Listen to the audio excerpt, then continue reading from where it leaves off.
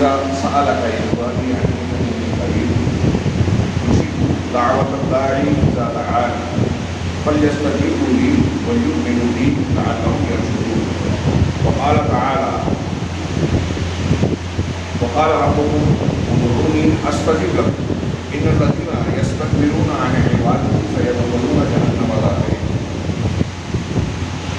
محترم حضرین، قرآن حدیث انبیاء کرام علیہم السلام کی تعلیمات میں جو ایک حقیقت بار بار بیان کی گئی ہے، اللہ کی عظمت، توحید اور توحید، کائنات میں ملکیت اور مالکیت کو صراحت سے تکرار کے ساتھ بیان کیا گیا. اگر انسان اپنے آپ پر، کائنات پر غور کرے تو انسان کی، ہماری اور آپ کی عقل بھی یہ کہے گی کہ انسان سراپا احتیاط ہے.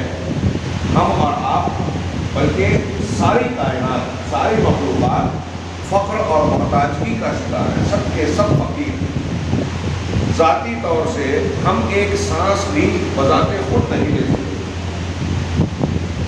اس کے بالمقابل اللہ تبارک و تعالیٰ کی شان، اس کی ذات بے نیاز ہے. وہ غنائے ذاتی رکھتی ہے. حدیث قدسی میں یہ مضمون ہم بار بار سن چکے ہیں کہ اللہ تعالیٰ نے خود کہا کہ اے میرے بندو، تم سب مل کر بھی میرے نفع کے مقام کو نہیں پہنچ سکتے کہ سب مل کر مجھے کوئی فائدہ پہنچا سکتے. اور اے میرے بندو، تم سب مل کر ایسا نہیں بن سکتے کہ مجھے نقصان پہنچا سکتے. بندے اللہ تبارک و تعالیٰ کو نہ نفع پہنچا سکتے ہیں نہ نقصان. اللہ تبارک و تعالیٰ کو بندوں سے، مخلوق سے کوئی ضرورت حاجت ہے ہی نہیں. کسی کام کے سلسلے میں کسی مدد کی کوئی ضرورت نہیں، اس لیے کہ اللہ تبارک و تعالیٰ قادر مطلق ہے، غنائے مطلق کا حامل ہے، صفت سے متصف ہے. یا ایھا الناس انتم الفقراء الی اللہ واللہ هو الغنی الحمید. سورۃ فاتر میں اللہ نے کہا اے دنیا کے تمام لوگ، تم سب اللہ کے در کے فقیر ہو، محتاج ہو، اور اللہ کی ذات غنی ہے، بے نیاز ہے، حمید ہے، قابل تعریف، قابل حمد. حمید اس ذات کو کہتے ہیں جس کے پورے کی پوری سراپا تعریف کے لائق ہو. تعریف کے لائق کون ہو؟ جس کے اندر خوبیاں ہو، کمال ہو، اچھائیاں ہو، کوئی کمی نقص نہ ہو. جس کے اندر کمی اور نقص ہوگا، جھول ہوگا، وہ تعریف کے لائق نہیں رہے گا. اللہ تبارک و تعالیٰ الحمید ہے، اس کا مطلب تعریف کے لائق وہ ہے، یعنی اس کے اندر ساری خوبیاں بدل جائے، عطا اور کمال موجود. معمولی سی بھی کسی خوبی میں کمال کمی نہیں ہے. یہ اللہ کے نام الصمد کا معنی بھی ہے. اللہ تبارک و تعالیٰ الحی القیوم ہے، زندہ ہے. زندہ ہونے کی جتنی خوبیاں ہیں ساری موجود ہیں. زندگی کی مخالف جتنی چیزیں ہیں وہ ساری اللہ کے اندر سے غائب ہے، ناموجود ہے، یعنی کوئی نقص نہیں ہے زندگی کی ضد کے طور پر. القیوم ہے، بذات خود قائم ہے، اپنے قائم رہنے میں کسی کا محتاج ہے. ہم اپنے قائم رہنے میں اللہ کے محتاج ہیں. ہمیں آکسیجن کی ضرورت ہے، یہ ختم، ہم مر گئے. بیماریوں سے تحفظ کی ضرورت ہے، غذا کی ضرورت ہے، پانی کی ضرورت ہے، اور نہ جانے کون کون سی چیزوں کی ضرورت ہے. عبادت، میں نے کہا ایک لمحہ بھی بندہ جی نہیں سکتا، کوئی چیز قائم نہیں رہ سکتی. انسان ہی نہیں، جنات بھی، چرند پرند بھی، یہ پیڑ پہاڑ پودے بھی، یہاں تک کہ عرش، آسمان اور زمین بھی، سب کے سب اپنے وجود میں اپنے پروردگار رب العالمین کے محتاج ہیں. جب یہ حقیقت ہم بنیادی طور سے، بنیادی عقیدے کے طور پر جانتے ہیں کہ ہم محتاج ہیں، اللہ رب العالمین کی ذات بے نیاز ہے، ہم محکوم ہیں، اللہ تبارک و تعالیٰ حاکم ہے، ہم مملوک ہیں، مالک وہ ہے. ہم اس انتظامات اور مخلوقات کے اعتبار سے دنیا کی ضروریات کے ہر وقت ہم کو ضرورت اور حاجت پیش آتی ہے. ان ضرورتوں اور حاجتوں کو پوری کرنے والی ذات اللہ کی ہے. جب یہ بات ہماری اور آپ کی سمجھ میں آتی ہے تو یہی یہ بات بھی معلوم ہو جاتی ہے کہ بندے ہر موقع پر اللہ تبارک و تعالیٰ کی طرف اپنی ہر ضرورت کو پوری کرنے کے لیے ضروری ہے ان کے لیے اس کی طرف متوجہ ہوں. اپنی ضروریات کی تکمیل کے لیے اس کے سامنے جھکے، اس سے مانگے، اسی مانگنے کو شرعی اصطلاح میں ہم دعا کہتے ہیں۔ دعا جو ایک عبادت ہے، قرآن اور حدیث میں اس کی بڑی بڑی اہمیت بیان کی ہے۔ دعا کی لفظ دعا کی پہلے میں تعریف بیان کروں۔ ہم لغوی اعتبار سے دعا کا معنی کہیں گے پکارنا، مانگنا۔ دعا والنداء، لیکن اصطلاح میں ایک عبادت کے طور پر جب ہم دعا کہتے ہیں تو اس کا معنی ہوتا ہے الرغبۃ الی اللہ والتوجہ الیہ، اللہ تبارک و تعالیٰ کی طرف رغبت اور اس کی طرف متوجہ ہونا، اس کی طرف رخ کرنا، لتحقیق المطلوب، اپنی مطلوب چیزوں کو ثابت کرنے کے لیے، مانگنے کے لیے، پورا کرنے کے لیے۔ جو چیز ہماری ضرورت کی ہے اس کے حصول کے لیے اللہ تبارک و تعالیٰ کی طرف متوجہ ہوں، مطلوب چیز کو حاصل کرنے کے لیے اور مکروہ چیز کو دفع کرنے کے لیے، جو چیز ہمارے لیے نقصان دہ ہے۔ بیماری ہے، یہ ابھی وبا کا معاملہ چل رہا ہے، آپس کے جھگڑے اختلاف ہیں، فقر و فاقہ ہے، کسی کا خطرہ اور کوئی خوف، ڈر ہے، گرفتاری کا ڈر ہے، کوئی الزام تراشی ہے، ایسی جو بھی بری چیز ہے جو ہمارے لیے نقصان دہ ہو سکتی ہے، اس سے بچنے کے لیے اللہ کی طرف متوجہ۔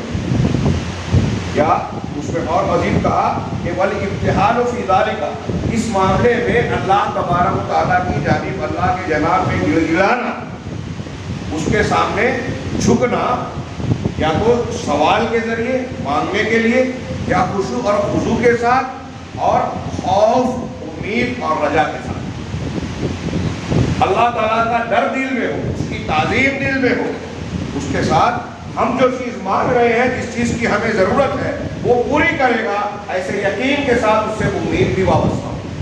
ان جذبات اور اعتقاد کے ساتھ اللہ کے جناب میں جھکنا، مانگنا، یہ دعا ہے۔ قرآن حدیث میں ابھی میں نے جو تمہید کے طور پر بیان کی اس کو آپ سامنے رکھیں تو انسان اپنے آپ میں جھانک کر دیکھے، غور کرے اپنی ذات پر، تو یہ محسوس ہوگا کہ خود ہم ذاتی طور سے ہر وقت مانگنے کے مرحلے میں ہیں۔ اور آپ یہ دیکھیں دنیا میں ہر شخص مانگتا ہے، چاہے وہ بادشاہ ہو، وزیر ہو، کوئی بھی ہو، ہر شخص مانگنے پر مجبور ہے، اس لیے کہ بندہ سراپا محتاج ہے۔ اور جو اللہ سے نہیں مانگتا، رب العالمین سے نہیں مانگتا، وہ بندوں سے اور مخلوقات سے مانگتا ہے۔ ہاتھ خالی جائے، خائب و خاسر اور ناکامیاب ہو، یہ الگ بات ہے، لیکن ہر بندہ مانگتا ضرور ہے۔ اور ہمیں جب مانگنا ہے، یہ حاجت ہے، یہ کہاں پیش کرنی چاہیے؟ وہی نا، ایک آدمی آپ سے آ کر کہہ رہا ہے کہ مجھ کو بھوکا ہو، کھانا کھلا دو، 2 لقمہ کھانا کھلا دو، کیا آپ اس سے کہیں گے 2-4 لاکھ مجھے قرضہ دے دیں یا مدد کر دیں؟ سمپل سی لاجک، سمپل سی بات ہے کہ جو 1 لقمہ 2 لقمہ کھانا جس کے پاس نہیں ہے، وہ 1-2 لاکھ روپیہ نہیں رکھتا۔ ہم دنیا کے ہر انسان کو دیکھ رہے ہیں کہ وہ بادشاہ ہو، فقیر ہو، کوئی بھی ہو، وہ خود محتاج ہے، خود فقیر ہے اللہ کے در کا۔ اور بادشاہ میں کہہ رہا ہوں، نیک سے نیک بندے، انبیاء کرام، اولیاء، صالحین، فرشتے، قرآن حدیث پڑھیے، جگہ جگہ وہ اللہ تعالیٰ سے دعا کر رہے ہیں، رب ھب لی من الصالحین۔ حضرت ابراہیم علیہ السلام اللہ سے اولاد مانگ رہے ہیں، حضرت زکریا علیہ السلام اللہ سے اولاد مانگ رہے ہیں، حضرت موسیٰ علیہ السلام مدین گئے تو کہتے ہیں کہ رب انی لما انزلت الی من خیر فقیر، پروردگار اس وقت تو جو بھی خیر مجھ پر نازل کرے میں اس کا محتاج ہوں۔ اولو العزم رسول ہیں، پیغمبر ہیں، کہہ رہے ہیں کہ میں محتاج ہوں، فقیر ہوں۔ قرآن میں یہ ایک نبی کی جتنے انبیاء کی بات ہے، دیکھیے کوئی توبہ استغفار کی دعا کے الفاظ ان کے منقول ہیں۔ حضرت نوح علیہ السلام، حضرت آدم علیہ السلام سے خطا ہوئی لفظی ہوئی دعا مانگی، حضرت یونس علیہ السلام نے دعا مانگی۔ کون سا نبی ہے تو اللہ کی عبادت نہیں کر رہا ہے اور عبادت میں دعا نہیں مانگ رہا ہے؟ دعا کی فضیلت کے لیے یہی بات کافی ہے کہ اس دنیا کے سب سے زیادہ اعلیٰ درجے کے اللہ کے مقربین بندے، انبیاء کرام اور رسول، یہ بھی اللہ سے مانگ رہے ہیں۔ جناب محمد رسول اللہ صلی اللہ علیہ وسلم کی معاملات دیکھیے، دعا کی عظمت کا یہ ایک نشان جو میں ایک بات بیان کر رہا ہوں، اس کے پہلو کو اگر پھیلایا جائے تو تفصیل سے بیان کی کہ نبی کریم صلی اللہ علیہ وسلم اللہ سے کیسے کیسے دعا مانگتے تھے، کیا آداب تھے، آپ کے دعا مانگنے کا انداز اور الفاظ کیسے تھے، آپ اپنے آپ کو اللہ کے سامنے کس طرح چھوٹا بنا کر پیش کرتے تھے۔ اللہم انی عبدک وابن عبدک وابن امتک، اے اللہ میں تیرا غلام اور بندہ ہوں، تیرے غلام کا بیٹا ہوں، تیری بازی اور لونڈی کا بیٹا ہوں، ناصیتی بیدک، میری پیشانی تیرے ہاتھ میں ہے، ماضٍ فی حکم، میرے سلسلے میں تیرا ہی فیصلہ نافذ ہوتا ہے، عدل فی قضاءک، میرے سلسلے میں تیرا جو بھی فیصلہ ہے وہ عدل اور انصاف پر باقی ہے۔ ایک دعا کے چند ابتدائی الفاظ میں نے پڑھے، دعائے کرب کہتے ہیں اس کو، غم اور اندوہ کو دور کرنے کے لیے دعا مسند احمد کی صحیح روایت ہے، آپ بار بار سن چکے ہیں، یہ نبی کریم صلی اللہ علیہ وسلم کے الفاظ ہیں۔ آپ کہتے تھے کہ اللہ سے مانگو، میں جوتے کا تسمہ بھی اللہ سے مانگتا ہوں۔ جب اللہ سے مانگ رہے ہیں رسول اللہ صلی اللہ علیہ وسلم، اس کا مطلب آپ کے اختیار میں کچھ ہے، اور جب آپ کے اختیار میں نہیں ہے، جوتے کا تسمہ بھی آپ اللہ سے مانگ رہے ہیں، تو دنیا کا کون پیر ولی ہے جو آپ کے درجے تک پہنچ جائے، آپ سے بڑھ جائے، کہ آپ کے پاس جو اختیار اور جو خوبی نہیں تھی، کمال نہیں دیا تھا، اللہ نے وہ ان کو دے دیا۔ اللہ نے کہ آپ فلاں کے مزار پہ جائیں اولاد دلوا دیں گے، فلاں کے مزار پہ جائیں قرض ادا کروا دیں گے، فلاں کی جگہ پر جائیں تو وہ آپ کی بیماری کو دور کروا دیں گے یا کر دیں گے۔ کتنی بے وقوفی کی بات ہے وہ ان لوگوں کی جو اپنے آپ کو مسلمان کہتے ہیں، قرآن حدیث کو ماننے والا کہتے ہیں، نبی سے محبت کرنے والا کہتے ہیں، نبی کی تعلیم جانتے نہیں، سمجھتے نہیں اور جاننا چاہتے بھی نہیں۔ اتنی صاف بات۔ دعا اللہ تبارک و تعالیٰ کے نزدیک انتہائی پسندیدہ عمل ہے بندے کی طرف سے۔ یہی وجہ ہے کہ انبیاء کرام علیہ السلام سب سے بڑھ چڑھ کر دعا کرنے والے تھے اور سب سے بہترین انداز میں دعا کرتے تھے۔ آپ عظمت دعا اتنی اس کی اونچی شان ہے، اتنا اونچا مرتبہ ہے، اللہ تبارک و تعالیٰ کو یہ عمل کتنا پسندیدہ ہے، اس کا اندازہ صرف اس ایک بات سے لگا سکتے ہیں کہ قرآن مجید میں تقریباً 300 مقامات پر دعا کا تذکرہ ہے، اس کی طرف ترغیب ہے، اس کا بیان ہے۔ اللہ کے کلام میں تقریباً 300 مقامات، اتنی بڑی بات ہے۔ اور پھر ایک اور پہلو سے دیکھیں کہ اللہ تبارک و تعالیٰ نے اپنا کلام جو نازل فرمایا قرآن حکیم، جس کے نزول کو سب سے بڑی نعمت ہم جانتے ہیں، مانتے ہیں کہ نزول کی شان میں یہ رمضان مبارک اور اس کی برکتیں ہیں، جس سے بڑھ کر کوئی نعمت نہیں، جس سے اچھی کوئی بات اور کلام نہیں۔ اس میں اللہ تبارک و تعالیٰ نے اس کا آغاز کیا سورہ فاتحہ سے۔ سورہ فاتحہ اس کو سورۃ الدعاء بھی کہتے ہیں، اس لیے کہ اس میں بندوں کے لیے سب سے زیادہ ضروری اور سب سے اہم دعا سکھائی گئی ہے۔ دعا کے آداب کے ساتھ پہلے اللہ کی تعریف کی جائے، اپنی عبادت کا ذکر کیا جائے، اور پھر اس حوالے سے دعا مانگی جائے کہ اہدنا الصراط المستقیم۔ ابھی اس کے معنی اور مطلب کی طرف جاؤں تو وقت کم پڑ جائے گا، سورہ فاتحہ کی تفسیر اپنے مقام پر کی جاتی ہے۔ یہاں سے مجھے یہ عرض کرنا ہے کہ یہ آغاز بھی دعا ہے، دعا کی تعلیم، بلکہ الحمدللہ رب العالمین یہ جملہ بھی دعا ہے۔ ابھی درس میں پیش کیا گیا، بیان کیا گیا، اللہ کے نبی صلی اللہ علیہ وسلم کی صحیح حدیث ہے کہ سب سے بہترین ذکر لا الہ الا اللہ ہے، اور سب سے افضل دعا الحمدللہ رب العالمین، الحمدللہ یہ دعا ہے۔ ابھی آپ جانیں گے دعا کی دو قسمیں ہیں، دعائے مسئلہ، دعائے عبادت۔ جس چیز میں سوال کیا جاتا ہے اللہ سے اس کو دعائے مسئلہ کہتے ہیں، مانگنے والی دعا، اور دعائے عبادت جس میں اللہ کو آپ یاد کر رہے ہیں، عبادت کر رہے ہیں، پکار رہے ہیں، نماز روزہ ذکر و اذکار، لیکن کوئی سوال نہیں کر رہے ہیں، یہ دعائے عبادت ہے۔ یہ دعائے عبادت اور دعائے مسئلہ شاید بعد میں بیان نہ کر سکوں، ایک دوسرے کے لیے لازم و ملزوم ہے۔ جب آپ یہ دعا کرتے ہیں تو اس میں وہ شامل ہوتی ہے، یہ کرتے ہیں تو اس میں یہ شامل ہوتی ہے۔ اہل علم نے اس کی تصریحات کی ہے، میں اس تفصیل میں نہیں جاتا، علمی باتوں میں۔ تو میں یہ عرض کرنا چاہتا ہوں کہ اللہ تبارک و تعالیٰ نے قرآن مجید میں کا آغاز کیا دعا سے، سورہ فاتحہ، اور قرآن ختم کہاں ہو رہا ہے؟ اختتام قل اعوذ برب الفلق قل اعوذ برب الناس، یہ دونوں کی دعا ہے۔ میں نے جو باتیں ابھی تک بیان کی، اس میں سے صرف ایک بات بھی اگر ہم دماغ میں بٹھا لیں تو دعا کی اہمیت، فضیلت اور اللہ تبارک و تعالیٰ کے نزدیک اس کا اونچا مقام ہمارے سامنے واضح ہو جائے گا۔ کہ قرآن کا آغاز بھی دعا اور قرآن کا اختتام بھی دعا۔ اللہ تبارک و تعالیٰ نے دعا کو عبادت کہا ہے. اللہ تبارک و تعالیٰ نے قرآن میں یہ بھی ذکر کیا ہے کہ جو لوگ اللہ سے مانگتے نہیں ان کے اندر اکڑ ہے، استکبار ہے، گھمنڈ ہے. وقال ربکم ادعونی استجب لکم. تمہارا پروردگار یہ کہتا ہے کہ مجھ کو پکارو، میں تمہاری دعا کو قبول کروں گا. اور یہ بات اللہ کے نبی صلی اللہ علیہ وسلم نے ایک صحیح حدیث میں بیان کی کہ اللہ تعالیٰ، اللہ کے رسول نے فرمایا کہ الدعاء هو العبادہ، دعا عبادت ہے. اور نبی کریم صلی اللہ علیہ وسلم یہ کہنے کے بعد قرآن کی آیت پڑھ رہے ہیں جو ابھی میں پیش کر رہا ہوں.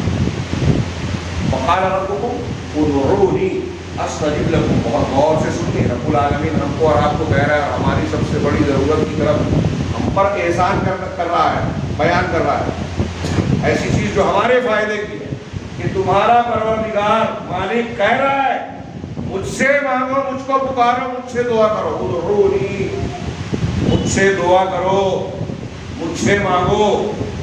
استجب لکم، میں تمہاری دعا قبول کروں گا، تمہاری مانگ پوری کروں گا.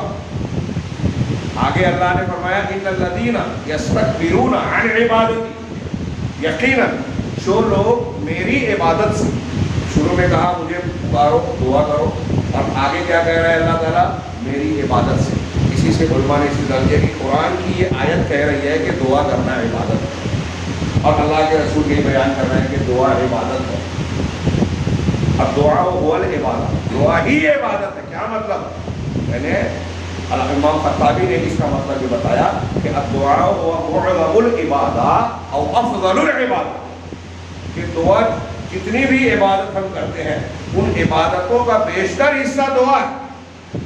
اور کیجیے، حج کرنے جائیے آپ، حج کے ارکان احکام پڑھیے، جہاں جہاں بندہ جاتا ہے حاجی معتمر، ہر جگہ دعا ہے، ذکر و اذکار ہے. اللہ تعالیٰ کے لیے تلبیہ پکارنا، لا الہ الا اللہ کہنا، اذکار پڑھنا. طواف کر رہا ہے تو اذکار اور دعائیں، عرفہ میں ہے تو اذکار اور دعائیں، مینا میں ہے تو اذکار اور دعائیں، صفا مروہ کے درمیان دوڑ رہے تو اذکار اور دعائیں، دعائیں اور اذکار. نماز میں دعائیں اور اذکار. ہاں، قرآن کی تلاوت ذکر اور دعا ہی ہے. ہاں، ابھی ہم روزہ رکھ رہے ہیں، اس پر میں آ رہا ہوں کہ روزوں کے احکام کے مطلب کے درمیان اللہ تبارک و تعالیٰ نے دعا کا حکم دیا، دعا کی اہمیت بتائی. تو اور پھر اس کے علاوہ ہم جو بھی عبادت کرتے ہیں اس کا اصل مقصود کیا ہوتا ہے؟ اللہ سے اجر ملے، اللہ کی قربت حاصل ہو، اللہ تبارک و تعالیٰ سے عذاب سے نجات مانگنے کی طلب کرے کہ اللہ اپنے جہنم، اپنی پکڑ سے، اپنے عذاب سے، جہنم سے مجھے نجات دے، اپنے انعامات کا مجھے مستحق بنا. یہی مطلوب ہوتا ہے، اجر و ثواب مطلوب ہوتا ہے، اللہ کی پکڑ سے بچنا مطلوب ہوتا ہے. دعا ہی تو ہے. تو عبادت کا حاصل افضل حصہ دعا ہی ہے. اور اللہ تبارک و تعالیٰ کہہ رہا ہے کہ جو لوگ میری اس دعا سے، مجھ کو پکارنے سے، ان الذین یستکبرون عن عبادتی، جو لوگ استکبار کرتے ہیں، گھمنڈ میں آ کر میری عبادت کرنے سے دور بھاگتے ہیں، دعا نہیں کرتے اللہ سے، سیدخلون جہنم داخرین، تو عنقریب وہ جہنم میں ذلیل اور حقیر بنا کر ڈالے جائیں گے.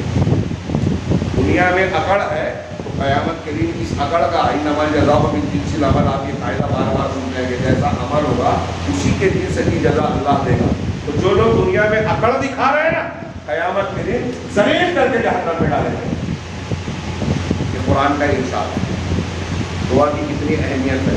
اب اسی تناظر میں وقت کافی ہو چکا ہے اور مضمون اس موضوع کی اس سلسلے کا بہت وسیع کئی پہلو ہے.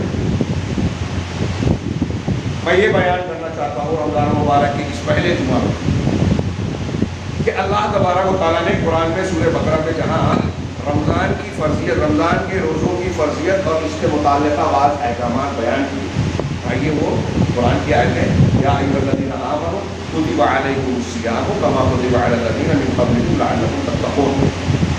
کہ اے ایمان والو، تم پر روزہ ایسے ہی فرض کیا گیا جیسے تم سے پہلے ہوتا. کیوں؟ تاکہ تم متقی پرہیزگار بن جاؤ، تقویٰ آ جائے، یعنی تمہارے اندر تقوی کی صفت آ جائے، یا روزے کے ذریعے سے وہ حق بن جائے کہ تم کو، تمہارے لیے روزہ جہنم سے رکاوٹ بن جائے، بچاؤ کا ذریعہ بن جائے. پھر اللہ تعالیٰ نے آگے روزے کے کچھ بنیادی اور اہم احکامات بیان کیے.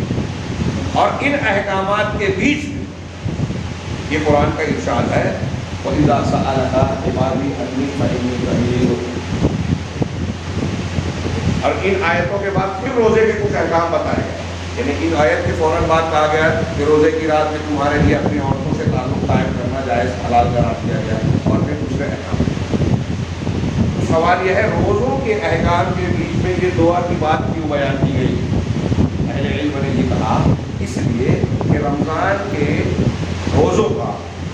روزوں کی حالت میں بندے کے لیے یہ بتایا گیا کہ دعا کی بڑی اہمیت ہے. اور خاص طور سے اس سلسلے میں روایت ہے جو قبولیت کے اوقات اور اللہ تبارک و تعالیٰ جن موقعوں کی دعاؤں کو عموماً رد نہیں کرتا ان اوقات میں ایک وقت بیان کیا جاتا ہے کہ افطاری سے پہلے. بعض علماء نے کہا ہے کہ صرف افطاری سے پہلے نہیں، آپ جب تک روزہ رکھتے ہیں اس روزے کی حالت میں صبح صادق کے طلوع ہونے سے روزہ شروع ہوا اور غروب آفتاب تک روزہ ہے تو ہم اور آپ اس وقت روزہ ہیں، صیام کی حالت میں ہے، اللہ کی عبادت کی حالت میں ہے. صرف نماز پڑھنے کے وقت نہیں، قرآن کی تلاوت ذکر و اذکار کے وقت نہیں، بلکہ آپ اور ہم اگر روزہ رکھے ہوئے سوئے ہیں، نماز چھوڑ کر سونا نہیں بول رہا ہوں، سوئے ہوئے ہیں، آرام کر رہے ہیں، پیشاب پاخانے اور اپنی ضرورت اور حاجت کے لیے جا رہے ہیں، بازار میں خریداری کے لیے جا رہے ہیں، روزے کی حالت میں ہے، یعنی عبادت کی حالت. اسی لیے اللہ کے رسول صلی اللہ علیہ وسلم نے فرمایا نا جو ملم یدا قول الزور والعمل به، جو شخص جھوٹ کی بات کو اور اس پر عمل کرنے کو، جھوٹ پر عمل جتنے دھوکہ دینے کے اعمال ہیں کہ ہمارے یہاں مارکیٹ میں کوئی بیچتا ہے نا، سامان فروخت کرتا ہے روزے کی حالت میں رہ کے اگر جھوٹ بول رہا ہے کہ خریدی اتنے میں نہیں ہے یا اتنے میں خرید لو، بازار میں اتنا ہے، یہ فلاں کوالٹی کا مال ہے، اور نہ جانے کیا کیا جھوٹ بولتے ہیں. تو جو جھوٹ نہ چھوڑے اور جھوٹ پر عمل نہ چھوڑے، دھوکہ نہ چھوڑے، فلیس للہ حاجت، تو اللہ کو کوئی حاجت ضرورت نہیں ہے کہ ایسا آدمی اپنا کھانا پینا چھوڑ کے بھوکا پیاسا رہے. اسی لیے حضرت علی کہتے ہیں کہ جب تم روزہ رہو تو تمہارا صرف کھانے پینے والا روزہ نہیں ہونا چاہیے، تمہاری زبان کا بھی روزہ ہونا چاہیے، آنکھ کا بھی ہونا چاہیے کہ تمہاری زبان گندی بات نہ کرے، آنکھ غلط چیز نہ دیکھے اور دل میں برے خیالات نہ آئے. روزے کے اسی اعتبار سے درجات ہوں گے. اور صحابہ کرام اہل علم کے مختلف اقوال ہیں کہ جب آپ روزے کی حالت میں رہیں تو ہر باطل چیز سے اپنے آپ کو بچائیں، گناہ سے عام حالات کے مقابلے میں اور زیادہ بچائیں. کیوں؟ اس لیے کہ آپ اللہ کی عبادت کریں، اور جب بندہ اللہ کی عبادت کی حالت میں ہوتا ہے تو اللہ سے قریب ہوتا ہے، اور جب اللہ سے اور زیادہ قریب ہوتا ہے تو اس وقت اپنی حاجتوں کا پیش کرنا، اللہ سے مانگنا، یہ زیادہ لائق اور مناسب وقت ہے. اسی لیے اللہ تعالیٰ نے روزے کے احکامات کے بیچ میں یہ ارشاد فرمایا وَإِذَا سَأَلَكَ عِبَادِي عَنِّي فَإِنِّي قَرِيبٌ، کہ جب آپ سے اے رسول، جب آپ سے میرا بندہ میرے بارے میں سوال کرے تو بتاؤ، اس کو خبر دو کہ میں قریب ہوں. اجیب دعوت الداعی اذا دعانی، میں دعا کرنے والے کی دعا کو قبول کرتا ہوں، اس کا جواب دیتا ہوں جب وہ مجھ سے مانگتا ہے، دعا کرتا ہے. فَلْيَسْتَجِيبُوا لِي وَلْيُؤْمِنُوا بِي، لہذا لوگوں کو چاہیے کہ میری بات مان لیں. اللہ کہہ رہا ہے کہ میری بات کو قبول کریں، مانیں، وَلْيُؤْمِنُوا بِي، اور اس پر ایمان رکھیں، لَعَلَّهُمْ يَرْشُدُونَ. اگر ایسا کریں گے تو یہ ان کے لیے بھلا ہوگا، ایسا کریں گے تو وہ ہدایت پائیں گے. میں اپنے الفاظ میں اس کی تفسیر کرنے کے بجائے علامہ عبدالرحمن بن ناصر السعدی کی تفسیر پیش کرنا چاہتا ہوں. وہ کہتے ہیں کہ یہ جو قرآن کی آیت ہے ایک سوال کے جواب میں نازل ہے. وہ کہتے ہیں علامہ ابن سعدی رحمہ اللہ کہ اللہ کے رسول صلی اللہ علیہ وسلم سے بعض صحابہ نے سوال کیا اقریب ربنا فنناجی اب بعید فننادی، کہ کیا ہمارا پروردگار قریب ہے ہم سے کہ ہم اس سے سرگوشی کریں؟ جو آدمی قریب ہوتا ہے اس سے دھیرے دھیرے بولتے ہیں، تو قریب ہے رب العالمین کہ ہم اس سے آہستہ آہستہ بات کریں، سرگوشی کریں. ہم بعید، یا ہمارا پروردگار دور ہے، فننادی ہے، ہم اس کو پکار کر کہیں.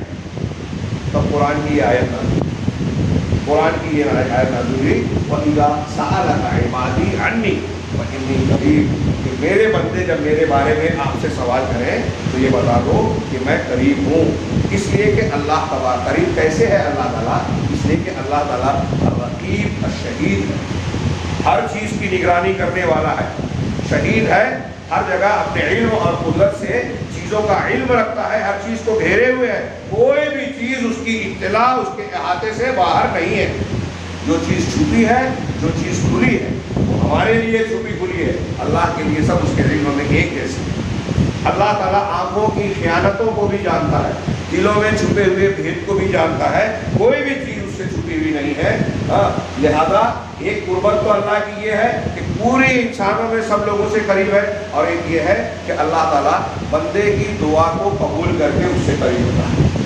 اگر کوئی بندہ دعا کرتا ہے تو اس کی دعا کو قبول کرنے میں وہ قریب ہے. اسی لیے اللہ نے فرمایا اجیب دعوت الداعی اذا دعان، کہ جب پکارنے والا مجھے پکارتا ہے، دعا کرنے والا دعا کرتا ہے تو میں اس کی دعا کو قبول کرتا ہوں. آگے انہوں نے کہا دعا کی دو قسمیں ہیں، ایک دعائے عبادت اور دعائے مسئلہ. اسی طریقے سے قرب کی بھی دو قسمیں ہیں. اللہ نے کہا نا فإنی قریب، کہ جب پکارنے والا پکارتا ہے میرا بندہ میرے بارے میں سوال کرے تو بتا دو کہ میں قریب ہوں. تو یہ اللہ کا قریب ہونا، اللہ ہم سے اور آپ سے قریب ہے. کیا مطلب؟ میں جتنے بیٹھے ہیں یاد رکھنے میں بار بار ایک بات دہراتا ہوں، ہمارے ہندوستان میں صوفیوں کا پھیلایا ہوا یہ ہندوانہ عقیدہ مشہور ہے کہ اللہ ہر جگہ ہے. ہندوؤں کا عقیدہ ہے یہ، ہاں وہ پرماتما ہے جو بھی بولتے ہو، ہمارے یہاں اللہ بول رہے ہیں ہر جگہ ہے بذات. جو ایسا کہے گا وہ مشرک ہے، کافر ہے، دین سے باہر ہے. وہ لا الہ الا اللہ نہیں مانتا، قرآن حدیث نہیں مانتا. سیکھ لو یہ اللہ کے رسول کے اس منبر سے اور مسجد سے پوری ذمہ داری کی بنیاد کے ساتھ بول رہا ہوں کہ یہ جو عقیدہ ہمارے یہاں پھیلا ہوا ہے، بہت سارے مولوی اور لمبے کرتے لمبے داڑھی والے صوفی لوگ بھی بیان کرتے ہیں، ان کی شخصیت سے دھوکہ مت کھائیے گا. قرآن حدیث دیکھیے صحیح عقیدہ کیا ہے. اللہ تبارک و تعالیٰ بھی یہاں قریب کا معنی بھی جو بیان کر رہے ہیں نا، یہ اسی سے جڑا ہوا ہے، اس کو اچھی طرح سمجھیں. تو قریب کا بھی دو معنی ہے کہ اللہ ہم سے آپ سے قریب ہے. کیسے قریب ہے؟ اس کا دو معنی ہے. ایک تو اللہ تعالیٰ تمام مخلوقات سے قریب ہے، کائنات کی کوئی ہستی کوئی چیز ایسی ہے نہیں ہاں جس سے اللہ دور ہو. تو وہ قرب کیسا ہے؟ قریب ہونا، نزدیک ہونا. یہ نزدیکی اللہ کی اس کے علم کے ذریعے سے ہے، اس کے احاطے کے ذریعے سے ہے کہ ہر کائنات کی ہر چیز اللہ کے علم اور احاطے میں گھیرے ہوئے. کل میں نے یہاں کسی مسجد کے درس میں ان اللہ مع الصابرین کے روشنی میں اللہ صبر کرنے والوں کے ساتھ ہے سمجھایا، کوشش کی سمجھانے کی کہ اللہ صبر کرنے والوں کے ساتھ ہے. اب اس کی آیت پر غور کیجیے موٹی عقل سے کہ صبر کرنے والوں کے ساتھ ہے، یہ قرآن کہہ رہا ہے. اس کا مطلب جو صبر نہیں کرتے ان کے ساتھ نہیں ہے. اگر جو صبر نہیں کرتے ان کے ساتھ بھی ہے اور جو صبر کر رہے ہیں وہ ان کے ساتھ بھی ہے، تو پھر یہ کہنے کا مطلب کیا کہ اللہ صبر کرنے والوں کے ساتھ ہے؟ اس کا مطلب یہ کہ جیسے صبر کرنے والوں کے ساتھ ہے ویسے صبر نہیں کرنے والوں کے ساتھ نہیں ہے. اللہ تعالیٰ بدر میں جس طرح مسلمانوں اور رسول اللہ صلی اللہ علیہ وسلم کے ساتھ تھا ویسے ابو جہل اور کافروں کے ساتھ نہیں تھا. لیکن ابو جہل اور کافروں کو بھی گھیرے ہوئے تھا، علم رکھتا تھا، اور ان کو بھی گھیرے ہوئے تھا. تو دونوں میں فرق کیا ہے؟ ساتھ ان کے بھی ہے، ساتھ ان کے بھی ہے، قریب ان کے بھی ہے، قریب ان کے بھی ہے. ان کے قریب جو ہے کافر مشرک اور اللہ کے گنہگار بندوں کے اپنے علم سے، اپنی قدرت سے، اپنے احاطے سے. کوئی بھی چیز اللہ کے علم سے باہر نہیں ہے. اس اعتبار سے اللہ ہر ایک کے قریب ہے. جو قرآن نے کہا وَنَحْنُ أَقْرَبُ إِلَيْهِ مِنْ حَبْلِ الْوَرِيدِ، ہم انسان کی شہ رگ سے بھی زیادہ، اس کی رگ جان سے بھی زیادہ قریب. اس کا یہ مطلب نہیں ہے کہ اللہ ہمارے اندر ہے. حلول والا عقیدہ جو عیسائیوں نے حضرت عیسیٰ کے بارے میں مانا تو قرآن نے ان کو کافر کہا. عیسائیوں نے یہ کہا کہ اللہ تعالیٰ حضرت عیسیٰ کے اندر حلول کر گیا، کافر ہو گئے.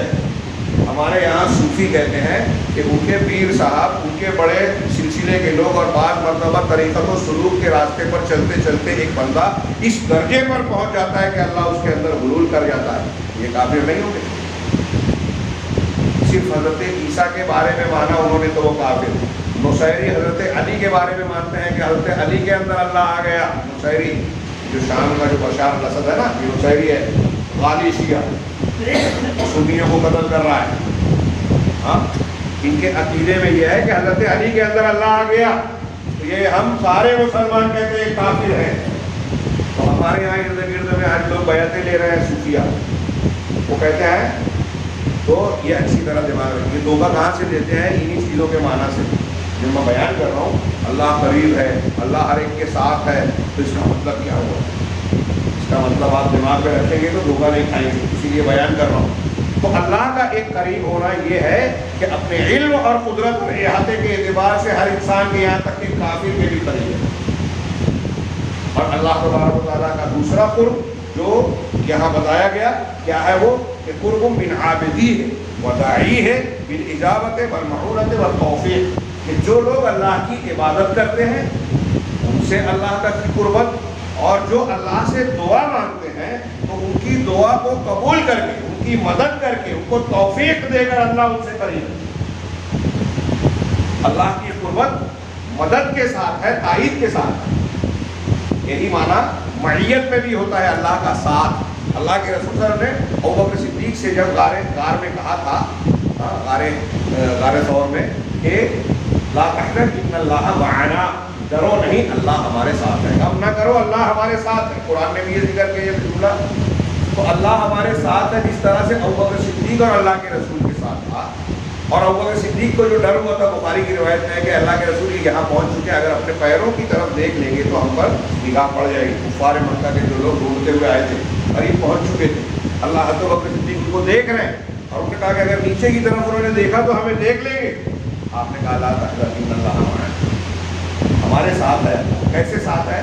مدد کے ساتھ، تائید کے ساتھ، حفاظت کے ساتھ.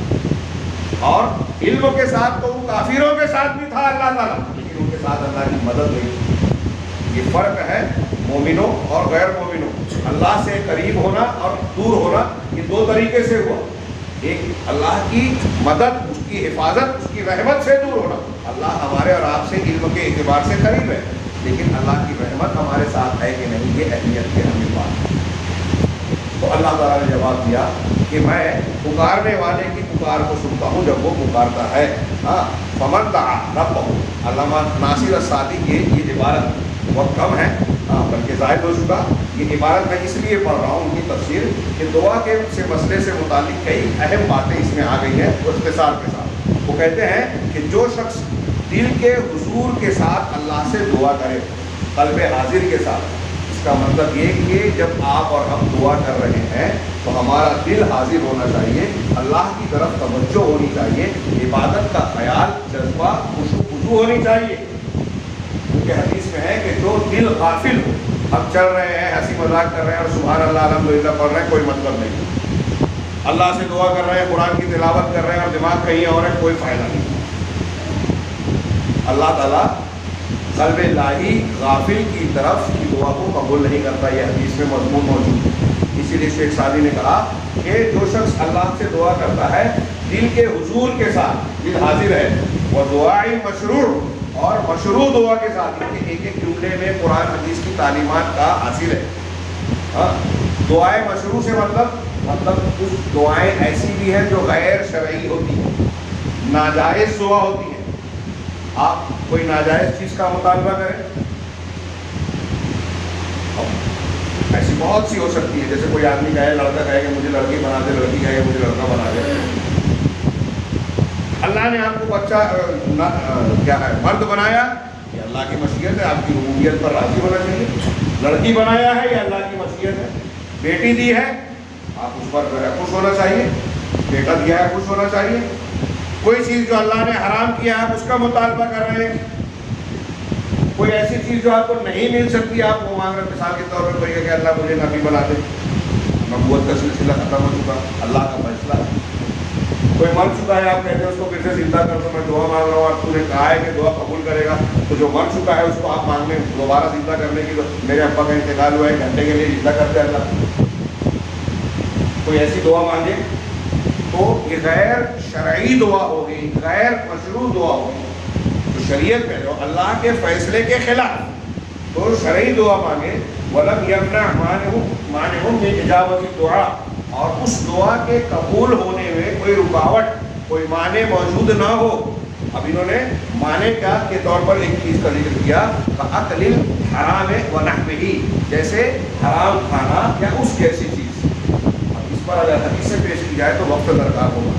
صحیح مسلم کی وہ لمبی حدیث ہے نا کہ اللہ نے انبیاء کو حکم دیا، قرآن کی آیت پڑھی کہ طیبات اور حلال چیز کھاؤ، ایسے ہی انسانوں کو بھی کہا طیبات اور حلال کھاؤ. اور پھر اس کے بعد کہا کہ ایک شخص جو ہے وہ سفر میں نکلتا ہے، لمبا سفر، اس کے پراگندہ بال ہیں اور برا حال ہے، ایسے میں وہ رب العالمین کے سامنے اپنے ہاتھوں کو اٹھا کر کہتا ہے ربی ربی ربی. آپ کو پتہ ہونا چاہیے کہ دوسری حدیثوں میں ہے کہ اللہ لمبے سفر پر جانے والے مسافر کی دعا کو قبول کرتا ہے. آدمی مجبور، اللہ تعالیٰ مجبور اور پریشان حال آدمی کی دعا کو فوراً قبول کرتا ہے. لیکن یہ بندہ پراگندہ حال ہے، مسافر ہے، اللہ سے ہاتھ اٹھا کر دعا مانگ رہا ہے، لیکن اللہ کی طرف سے جواب دیا جاتا ہے کہ تیرا کھانا حرام ہے، تیرا لباس حرام ہے، تیری غذا حرام ہے. فَأَنَّىٰ يُسْتَجَابُ لَكَ، تیری دعا کیسے قبول کی جائے؟ تیری دعا قبول نہیں کی جا سکتی، اس لیے کہ حرام خور ہے. تو حرام خوری دعا کے قبول ہونے میں رکاوٹ بنتی ہے. آج مسلمانوں کے حالات دیکھیے، میں نے ابھی بیان کیا، آخر میں بیان کروں گا کہ دعا کی تو ہمیں عام حالات میں ہر لمحہ ضرورت ہے. رمضان المبارک تو دعا کا موسم ہے. اللہ تبارک و تعالیٰ نے یہاں اپنے فیضان کو عام کر دیا کہ مجھ سے مانگو. پورے سال کہہ رہا، ہر رات پہ اعلان کرتا ہے. لیکن رمضان میں اس کی رحمتیں اور عام ہوتی ہے کہ اپنا دامن پھیلا کر بٹور لو. لیکن بدقسمت ہے وہ لوگ جو اس ماہ مبارک کو پانے کے بعد بھی غفلت کا شکار ہیں. اللہ تبارک و تعالیٰ کی رحمت کی طرف سے منہ موڑے ہوئے، نہ عبادت کے لیے وقت ہے، نہ دعا مانگ رہے. اور دعا مانگنا ہے تو دعا مانگنے کے آداب کے ساتھ مانگے، تب دعا مانگنا ہے. اس میں ایک نقطہ یہ بھی ہے کہ آپ حرام چھوڑیں. ہر مسلمان جو سودی لین دین کر رہا ہے، جو لوگوں کا مال ہڑپ کر کے بیٹھا ہوا ہے، دوسروں کے حصوں پر قبضہ کیا ہوا ہے، چال بازی سے کاغذات میں ہیر پھیر کر کے دوسروں کی ملکیت کو اپنی ملکیت بنائے ہوئے ہے، اور ایسے بہت سارے دھوکہ دہی جھوٹ کے ذریعے سے مال حرام طریقے سے کمائے ہوئے ہیں، وہ سدھرنے کو تیار نہیں ہے. اس کو مولوی صاحب کی کچھ حدیثیں سننے کے بعد وہ ایسا سمجھتا ہے کہ 2 مرتبہ لا الہ الا اللہ پڑھ لوں گا، اتنا مرتبہ سبحان اللہ پڑھ لوں گا، فلاں سی کو اذکار کر لوں گا، میرے سارے گناہ معاف ہو جائیں گے. بہن کا جو حصہ کھایا ہے وہ معاف ہو جائے گا، جھوٹ جو بولا ہے وہ معاف ہو جائے گا، کسی کو دھوکہ دیا ہے، زمین ہڑپ کی ہے، وہ معاف ہو جائے گا. نہیں، ایسا ہرگز نہیں ہوگا. یہ اگر آپ نے کیا ہے تو آپ کی دعا قبول ہی نہیں ہوگی، آپ کی عبادت بیکار ہے. یہ قرآن حدیث کہہ رہے ہیں. دعا کی قبولیت کی رکاوٹ میں ایک چیز ہے رشتے کاٹنا، ایک چیز ہے جلد بازی کرنا. ارے میں اتنی مرتبہ اللہ سے مانگ رہا ہوں، اللہ میری دعا قبول ہی نہیں کرتا، یہ جلد بازی. اگر آپ ایسا سوچتے ہیں تو بھی دعا قبول نہیں ہوتی. دعا کے قبول نہ ہونے کی ایک وجہ یہ ہے کہ آپ کے ارد گرد میں برائیاں ہو رہی ہیں اور آپ روکتے نہیں ہیں، نفرت نہیں کرتے، ہاتھ سے، زبان سے، دل سے. قرآن حدیث کے مضامین ہیں، حدیثوں کو میں پیش نہیں کر سکتا، وقت زیادہ ہو چکا ہے نا. حدیث میں کہ تم ضرور بضرور نیکی کا حکم دو اور برائی سے روکو، ورنہ ایسا ہوگا کہ تم پر اللہ کا عذاب آئے گا، پھر تم اللہ تعالیٰ سے دعا کرو گے، تمہاری دعا قبول نہیں ہوگی. آج ہمارے بیچ میں کتنی برائیاں ہو رہی ہیں، حرام خوریاں ہو رہی ہیں، غلط کاریاں ہو رہی ہیں، ظلم و زیادتی ہو رہی ہے، کمزور کے ساتھ اس کا حق مارا جاتا ہے. ہم دیکھ کر خاموش ہیں، خاموش رہنے میں مصلحت مانتے ہیں. ہم چالاک ہیں، وہ جو مظلوم ہے وہ بے وقوف ہے، جس کے ساتھ ظلم ہو رہا ہے وہ بے وقوف ہے کہ اس میں پڑا ہوا ہے. ہم چالاک ہیں، ہم گناہ کرتے ہیں تو ہم اپنے آپ کو چالاک سمجھتے ہیں. ہر وقت کا فرعون ابو جہل سمجھتا ہے میں بہت چالاک ہوں، اور اپنی دولت کو، اپنی اقتدار کو سمجھتا ہے کہ یہ میرا حق ہے، اللہ تعالیٰ مجھ سے محبت کرتا ہے تبھی دیا ہے. اگر ایسا ہی ہوتا تو موسیٰ علیہ السلام کو ہم کو برا سمجھنا پڑے گا، فرعون اللہ کا مقرب ہو جائے گا، نعوذ باللہ من ذالک. اور امام انبیاء کی بات کی. علامہ ابن تیمیہ حق پر ہے، صحیح عقیدہ پیش کر رہے ہیں، جیل میں ہیں، اور ان کے مخالفین وزیر تھے، ان کے بیٹے کوٹھیوں میں تھے، ایسے عشرت کے ساتھ تھے، یہ جیل میں پڑ گئے. ہم اور آپ کیا سمجھیں گے کہ ابن تیمیہ غلط تھے، کیا اکھاڑ کر گئے، کیا کر کے گئے، بولتے ہیں نا کیا بنا لیا. اب ابن تیمیہ کے تو فوٹو نہیں چھپتے تھے، واٹس ایپ اور وغیرہ ان کا تھا ہی نہیں، نہ اخبار میں آتا تھا، وہ تو جیل میں تھے. کون ان کی تعریف کرتا اس وقت؟ امام احمد بن حنبل جیل میں تھے، کوڑے مارے گئے، اور اس کے بعد ہی 10 دن کے بعد وفات ہو گئی. کوئی ایک آدمی ان کی تائید کرنے والا نہیں تھا، اور سب مسلمان تھے. جنہوں نے قید کیا تھا، جنہوں نے سزا دی، جنہوں نے کوڑے مارے، مسلمان تھے. ان سے کہا گیا کہ آپ تو اکیلے ہیں، کہا جنازے کا دن فیصلہ کرے گا۔ انتقال ہوا تو اتنی بھیڑ تھی کہ لوگ دیکھ کر ان کی آنکھیں پھٹ گئی۔ آج کل دنیا کے لوگوں کو جنازے میں بھی بھیڑ ہوتی ہے، کوئی لیڈر مر جائے کافر ہی کیوں نہ ہو، بھیڑ بھاڑ ہوتی ہے، وہ ایک الگ چیز ہے۔ دل سے جو محبت اللہ تبارک و تعالیٰ کے لیے محبت کی بنیاد پر پیدا ہوتی ہے وہ ایک الگ چیز ہوتی ہے۔ خیر بات تھوڑی سی پھیل گئی، میں عرض یہ کر رہا ہوں کہ یہ ان کی عبارت ہے کہ دعا سے قبولیت کے سلسلے میں کوئی رکاوٹ نہ ہو، جیسے کھانا حرام کھانا، اس لیے کہ اللہ تبارک و تعالیٰ نے جو دعاؤں کی قبولیت کا وعدہ کیا ہے، اللہ نے کہا ہے ادعونی استجب لکم۔ بہت افسوس ہو رہا ہے کہ وقت بہت زیادہ ہو گیا۔ یہ انہوں نے ایک جملہ کہا کہ خاص طور سے اس وقت دعا کو قبول کرنے کا اللہ نے وعدہ کیا ہے جب دعا کو اس کے قبولیت کے اسباب کے ساتھ مانگا جائے۔ ایسے ہی نہیں کہ آپ جو میں نے ابھی کہا کہ حرام کھا رہے ہیں، اللہ کی نافرمانی کر رہے ہیں، قرآن حدیث کی مخالفت کر رہے ہیں اور اللہ تعالیٰ قبول کر لے۔ نہیں، دین سمجھیے، دین کو سمجھے بغیر لوگ آج کل بہت ساری باتیں کرتے ہیں اور دھوکے میں پڑے ہوئے۔ تو دعا کی قبولیت، میں یہاں یہ بھی کہنا چاہتا تھا اصل میں کہ جب اللہ نے کہا ادعونی استجب لکم، شاہ اسماعیل نے تقویۃ الایمان میں بڑا پیارا بیان دیا، توحید اور شرک کے بیان کہ تھوڑی دیر کے لیے سوچیے، یہ تھوڑا سا موضوع سے ہٹ گیا، حالانکہ موضوع سے جڑا ہوا ہے۔ تھوڑی دیر کے لیے سوچیے کہ وقت کا ایک بادشاہ ہو، دنیا کی مثال ہے، ایک بادشاہ آپ میں سے ہم میں سے کسی کو بلائے دربار میں، گھر میں، محل میں، اور کہے کہ میں بادشاہ ہوں، تجھ کو کیا چاہیے بول۔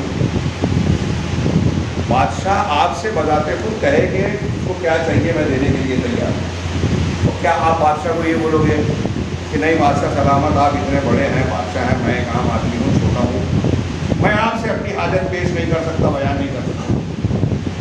میں ایسا کرتا ہوں کہ آپ کے فلاں وزیر سے یا شہزادے سے میرا تعلق ہے، اس کو جا کے بولوں گا کہ مجھ کو ایسی ایسی ضرورت ہے، وہ آپ کو آگے بتائے گا اور آپ پھر میری وہ ضرورت پوری کر دیں۔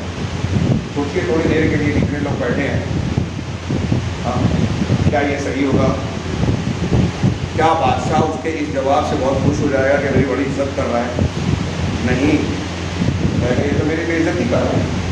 میں خود اس سے کہہ رہا ہوں کہ کیا ضرورت ہے، بولتا ہے آپ سے نہیں بولوں گا، اس سے بولوں گا، یہ تو میری بے عزتی کر رہا ہے، گستاخی کر رہا ہے، سزا کے لائق۔ اب بادشاہوں کا بادشاہ قرآن میں کہہ رہا ہے، دنیا کا کوئی بھی مولوی جا کے اس کا ترجمہ پوچھو، عربی زبان جاننے والے، کہ اللہ کہہ رہا ہے وقال ربکم ادعونی استجب لکم، کہ تمہارا پروردگار یہ اعلان کر رہا ہے، کہہ رہا ہے کہ مجھ سے دعا مانگو، مجھ سے مانگو، میں تمہاری دعا کو قبول کروں گا۔ بادشاہوں کا بادشاہ کہہ رہا ہے مجھ سے مانگو، ہم کہتے ہیں ہم وسیلہ لگائیں گے، اجمیر والے بابا کا، علی شریف کے بابا کا، شیخ عبد القادر جیلانی کا، نبی کریم صلی اللہ علیہ وسلم کا، اور فلاں کا وسیلہ لگا کے مانگیں گے تب دے گا۔ اللہ کہہ رہا ہے ڈائریکٹ مجھ سے مانگو۔ آپ کہہ رہے ہیں نہیں ڈائریکٹ نہیں مانگیں گے، ان کے ذریعے سے مانگیں، تو اللہ کی شان میں گستاخی کر رہے ہو، اس کی عظمت کی مخالفت کر رہے ہو، بے عزتی کر رہے ہو، تو اس کی سزا ملنے چاہیے اور ملے گی جو لوگ توبہ نہیں کریں گے۔ کہ اللہ تبارک و تعالیٰ کی بزرگوں کی شان نہیں ہے، یہ اللہ کی بے عزتی ہے جو لوگ ایسا کہتے ہیں۔ تو اللہ نے کہا کہ یہ شیخ سعدی کہہ رہے ہیں کہ دعا کی قبولیت کے اسباب کے ساتھ جب دعا مانگی جائے تب اللہ قبول کرے گا۔ اور وہ کیسے، وہ کیا ہے، یہاں جو قرآن کی اس آیت میں جو ہم نے پڑھی، اس میں اللہ تعالیٰ نے قبولیت کی شرط کیا بتائی ہے؟ وہ شرط ہے کہ اللہ تبارک و تعالیٰ کے اوامر اور نواہی، جن چیزوں کا اللہ نے حکم دیا اور جن چیزوں سے منع کیا، ہم اس کی تابعداری کریں، اس کو مانیں۔ پھر بھائی بنیادی طور سے یہی بات ہے، پوری شریعت کا حاصل تقویٰ یہی ہے کہ شریعت پر عمل کریں، جو کہا ہے کرو مان لے میں، جو کہا ہے مت کرو رک جائے۔ اللہ نے اور اس کے رسول نے، یہاں قرآن کی اس آیت میں فَلْيَسْتَجِيبُوا لِي ہے نا، وَإِذَا سَأَلَكَ عِبَادِي عَنِّي فَإِنِّي قَرِيبٌ أُجِيبُ دَعْوَةَ الدَّاعِ إِذَا دَعَانِ فَلْيَسْتَجِيبُوا لِي۔ لہذا لوگوں کو چاہیے کہ میری بات مان لیں، قرآن حدیث پر عمل کریں، تب دعا قبول ہوگی۔ ہاں، تو اللہ تعالیٰ کے جو قولی فعلی اوامر اور نواہی ہیں، ہم زبان سے، دل سے، عمل سے جو کرتے ہیں، تو جن چیزوں کے کرنے کا حکم دیا گیا ہے، جن چیزوں سے منع کر دیا گیا ہے، اس میں اللہ کی بات کو مان لے گئے۔ اور دوسری وجہ دعا کے قبول ہونے کی دوسری بنیاد والایمان بہ، اور اللہ تبارک و تعالیٰ پر ایمان رکھیں، الموجب للاستجابہ، جو کہ قبولیت کا موجب ہے، انہیں اگر ایمان ہوگا تو اللہ تعالیٰ دعا کو قبول کرے گا. اسی لیے اللہ نے کہا فَلْيَسْتَجِيبُوا لِي وَلْيُؤْمِنُوا بِي لَعَلَّهُمْ يَرْشُدُونَ، تاکہ وہ رشد پا جائیں، بھلائی اختیار کریں. اب اس کا معنی کیا ہے؟ علامہ سعدی نے بڑا پیارا کہا، یعنی جب ہم ایسا کریں گے، اللہ کی بات مانیں گے، اللہ پر ایمان رکھیں گے اور دعا کریں گے تو ہمارے لیے رشد حاصل ہوگی. رشد کا معنی ہوتا ہے کہ ایمان اور عمل صالح کی ہدایت ملے گی. ہم بار بار سنتے ہیں نا مسلمانوں کی درگت بری حالت اس لیے کہ ایمان کمزور ہے، عمل سے دور ہے، عمل میں کمزور ہے. تو یہ ایمان اور عمل کب درست ہوگا؟ جب یہ شرط پوری ہوگی کہ اللہ کی بات کو مان لیں اور اللہ پر ایمان رکھیں تو اللہ دعا قبول کرے گا. وَيَزُولُ عَنْهُمُ الْغَيِّ، اور اللہ تعالیٰ ایسے نتیجے میں رشد کا معنی بتا رہے ہیں کہ غی کو، گمراہی کو ہم سے زائل کر دے گا جو ایمان اور عمل صالحہ کے خلاف ہے، جو آج مسلمانوں میں عام طور سے پایا جا رہا ہے. اسی لیے ساتھ میں انہوں نے یہ بھی کہا کہ اس لیے کہ اللہ پر ایمان لانا یہ انسان کے اندر علم بھی لاتا ہے. ہمارے یہاں بہت سارے لوگوں کو کر رہا ہے، ہم بہت جانتے ہیں، اور جو یہ سمجھتا ہے وہ اصل میں جاہل ہے. اللہ پر ایمان علم لاتا ہے. قرآن کی آیت ہے یا ایھا الذین آمنوا ان تتقوا اللہ یجعل لکم فرقانا، اے ایمان والو اگر تم اللہ تعالیٰ پر ایمان لاؤ تو تمہارے لیے فرقان پیدا کر دے گا. حق اور باطل میں فرق کرنے کی صلاحیت آپ کی معلومات بہت ہے. آج لوگوں کو معلومات بہت ہے لیکن صحیح غلط میں فرق کرنے کی تمیز اچھوں کو نہیں. فرقان نہیں ہے حق اور باطل میں تمیز. کون دھوکہ دے رہا ہے، کون سچا اور اچھا ہے. اچھوں کو برا سمجھتے ہیں لوگ اور بروں کو اچھا سمجھ رہے ہیں. یہ فرقان نہیں ہے، علم نہیں ہے، جہالت ہے، دھوکہ ہے. خیر، یہ علامہ ابن سعدی کے اس موضوع اقتباس کے تفسیر کے بعد علامہ ابن تیمیہ کی چند جملے، چند لائنیں میں پیش کروں کہ اسی سے جوڑ دیجیے کہ اللہ تبارک و تعالیٰ پر کی بات کو اگر ہم مانیں، اس پر ایمان رکھیں تو اللہ دعا کو قبول کرے گا اور رشد دے گا. اسی بات کو علامہ ابن تیمیہ نے دوسرے انداز میں کہا اور دعا کی فضیلت کہ قرآن مجید میں دعا کا لفظ جو آیا ہے وہ اس معنی کو بھی شامل ہے، اس معنی کو. کون سا دو معنی آگے بتایا، یعنی اس معنی میں کہ عبادت کے معنی میں بھی دعا کا لفظ استعمال ہوا ہے قرآن میں، اور دعا بمعنی مسئلہ یعنی سوال کرنا، مانگنا، اس معنی میں بھی آیا ہے. اگرچہ کہ دونوں ایک دوسرے کو مستلزم ہے، لازم و ملزوم ہے. جب آدمی سوال کرنے والی دعا مانگتا ہے تو اس میں خود عبادت والا پہلو آ جاتا ہے، اور جب آدمی عبادت والی دعا کرتا ہے تو اس میں خود سوال والا پہلو آ جاتا ہے. لیکن آگے علامہ ابن تیمیہ نے بڑی پیاری بات کہی کہ کبھی کبھی ایسا ہوتا ہے کہ انسان پر کوئی مصیبت آتی ہے. اب روز یہ دنیا میں لگا ہوا ہے، آج پوری دنیا میں ہر طرف کورونا کی دہشت پھیلی ہوئی ہے. خوف اور دہشت ہے، غیر مسلموں میں ہے ہی، بہت سارے مسلمانوں میں بھی ہے. کورونا ہے، بے روزگاری ہے، کاروبار میں خسارہ اور نہ جانے کیا کیا خطرات ہیں. ہمارے آپس کے جھگڑے، مسائل، ایک دوسرے کی فکر، گھر میں کیا پکے گا کیا بنے گا، کچھ لوگوں کو یہ بھی فکر ہے کیونکہ فقر و فاقہ ہے. تو علامہ ابن تیمیہ کرتے ہیں کہ انسان پر کوئی مصیبت آتی ہے، چنانچہ ایسی مصیبت کی حالت میں جب وہ اللہ سے دعا کرتا ہے تو اس کا مقصد ہوتا ہے کہ اللہ تعالیٰ اس کی حاجت کو پورا کر دے، اس کی مصیبت اور تکلیف کو دور کر دے. چنانچہ اس مقصد کے تحت وہ اللہ کے جناب میں سوال کرتا ہے، گڑگڑاتا ہے، اللہ تبارک و تعالیٰ سے سوال کرتا ہے، مانگتا ہے. وَإِن كَانَ ذَلِكَ مِنَ الْعِبَادَةِ وَالطَّاعَةِ، اب اگرچہ کہ یہ عمل عبادت اور اطاعت کا کام ہے، عبادت کے ثمرات اور نتائج پیش کرنے کا موقع نہیں ہے کہ اللہ تعالیٰ حکم دے رہا ہے مجھ سے مانگو، دعا مانگو، مطلب بندہ عبادت کر رہا ہے تو اللہ کا حکم مان رہا ہے، اللہ تعالیٰ کی توحید کو مان رہا ہے. صرف اللہ سے مانگنا اللہ کی توحید کو مطابقت کر رہا ہے. دعا کا فائدہ ایک یہ ہے کہ بندہ اپنے آپ کو ذلیل، خوار، محتاج قبول کر رہا ہے، اپنی غلطیوں کو مان رہا ہے، کمزوریوں کو قبول کر رہا ہے، اور اللہ تبارک و تعالیٰ کو خالق، مالک، احسان و کرم کرنے والا، دعاؤں کو سننے والا مان رہا ہے. دعا میں اللہ کی توحید کی تحقیق ہے. دعا میں اللہ تبارک و تعالیٰ کو ملک ماننا، اس کو رب ماننا، اس کو دعاؤں کو سننے والا ماننا، اور ان تمام صفات پر قدرت رکھنے، ان تمام چیزوں پر قدرت رکھنے والا ماننا ہے جو چیز ہم اللہ سے مانتے ہیں. جب ہم اللہ سے کہہ رہے ہیں اولاد دے، اس کا مطلب ہم جانتے ہیں، مان رہے ہیں کہ اللہ اولاد دیتا ہے، دے سکتا ہے، اس کی طاقت ہے. جب اللہ سے مانتے ہیں کہ گناہوں کو معاف کر دے، اس کا مطلب یہ کہ گناہوں کا معاف کرنا اس کے اختیار میں. تو انہوں نے کہا کہ اگر سے یہ جب کوئی ضرورت آئے اور بندہ اللہ سے سوال کرتا ہے تو یہ سوال کرنا اور مانگنا یہ اللہ تبارک اس کی اپنی ضرورت ہوتی ہے. لیکن یہ خود عبادت اور اطاعت ہے. ثم يكون في اول الامر اصله حصول ذلك المطلوب من النصر او الرزق والرزق والعافیت مطلقا. بہت اچھی بات کہی ہے ابن تیمیہ نے کہ جب بندہ اس طریقے سے اللہ سے دعا مانگنے جاتا ہے تو ابتدا میں اس کا مقصد کیا ہوتا ہے کہ وہ جو مطلوب ہے، جو اس کی ضرورت ہے، اللہ اس ضرورت کو پوری کر دے. اللہ مدد کر کے یا روزی دے کر یا عافیت اور بچاؤ دے کر مطلقاً. اگر فقر فاقہ ہے، مقروض ہے، تو اللہ تعالیٰ روزی دے دے، رزق دے دے، جس سے وہ قرض ادا کر دے، اپنے فاقہ مٹا دے، گھر کی ضرورت پوری کرے. اگر بیمار ہے تو بیماری دور کر دے، وبا ہے تو وبا سے بچا دے، اور اسی طریقے سے کوئی پریشانی ہے تو اس پریشانی سے عافیت دے دے. یہ بندہ چاہتا ہے. تو ابن تیمیہ کے جملے کو پھر سے دوہراؤں اپنے الفاظ میں کہ جب بندہ دعا مانگنے جا رہا ہے تو پہلے اس کا مقصد کیا ہے کہ اللہ مجھے یہ چیز دے دے، اس چیز سے بچا لے، اس مصیبت سے محفوظ رکھے. یہ ہمارا مقصد ہے. اس مقصد کے ساتھ ساتھ ثم الدعاء والتضرع يفتح له من ابواب الايمان بالله ومعرفته ومحبته والتنعم بذكره. کیا بات کہی کہ جب اپنی ضرورت مانگنے جا رہا بندہ، اور یہی اس کا بنیادی مقصد تھا، لیکن یہی عمل اس کے لیے ایمان باللہ کے دروازے کھول دیتا ہے.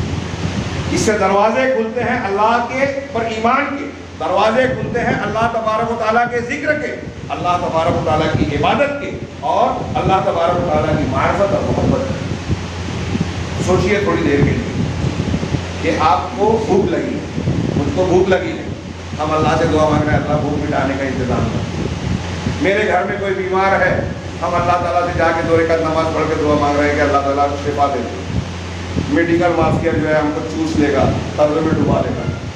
ہاں ابھی خبریں آ رہی ہیں نا، بیچارے گئے کورونا کا کرنے 12.5 لاکھ کا بل، ناسک کا 6 لاکھ کا بل، 5 لاکھ کا بل.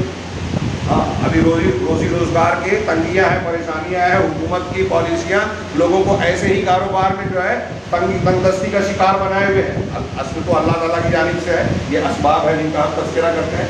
تو لوگ پریشان حال ہیں.